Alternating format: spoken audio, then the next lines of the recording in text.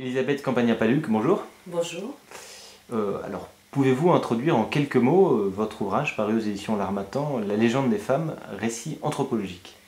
Alors en fait c'est un essai d'anthropologie que j'ai réalisé à partir d'un travail de doctorat en anthropologie sociale que j'ai effectué à l'université de Paris 8 Saint-Denis. Et cet essai en fait traite de ma famille maternelle d'origine sicilienne qui a émigré de Sicile à la fin du 19e siècle vers la Tunisie et ensuite la France à l'indépendance en 1956. Et je me suis interrogée sur une légende des femmes qu'on m'a toujours racontée dans la famille, notamment que ma grand-mère m'a beaucoup racontée, et qui est en fait un mythe fondateur qui fédère la totalité de la famille. Et j'ai analysé donc les relations intrafamiliales, c'est-à-dire la place de la mère, de la grand-mère, de la tante, la nièce, la fille, etc. Et j'ai mis en avant le fait que les femmes sont très fortes, très puissantes au sein du foyer, et que l'identité des hommes est assez fragilisée en fait. Voilà. Donc c'est tout un travail de recherche là-dessus. Voilà. Alors la Sicile, la Tunisie, la France et les États-Unis sont autant de destinations que vous abordez dans votre livre.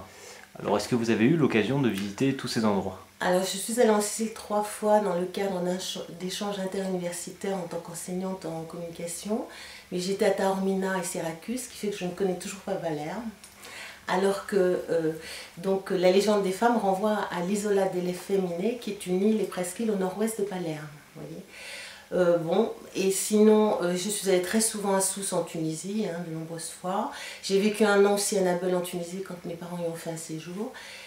Par contre, je ne connais pas les États-Unis, où je sais par contre que des cousins s'y sont installés depuis le début du XXe siècle, notamment à San Francisco. Voilà. Et enfin, le sud de la France, évidemment, est un lieu de ralliement pour toute la famille, puisque c'est la Méditerranée. Voilà. Alors pourquoi avoir écrit ce livre et surtout à quel lecteur s'adresse-t-il? Alors, j'ai écrit ce livre parce que je pense que comme tous les descendants d'immigrés, la question des origines interroge. Voilà. Et puis aussi, grâce au talent de narratrice de ma grand-mère Gerolama, qui m'a transmis des valeurs culturelles aussi et qui m'a donné envie d'écrire et de raconter son histoire familiale. Le point de départ est celui-là. Je pense que ça s'adresse à tout lecteur qui s'intéresse à l'émigration italienne, à la Méditerranée, aux relations entre les différents membres de la famille, à la question du genre aussi, qui est un peu d'actualité encore, on dira. Donc voilà, toutes ces choses-là. Mais je tiens à préciser que c'est un ouvrage qui est quand même facile d'accès, qui n'est pas du tout académique. Voilà. Donc volontairement, il faut le lire comme une chronique familiale. Voilà, c'est un récit anthropologique qu'on peut lire comme une histoire de famille, une chronique familiale. Voilà.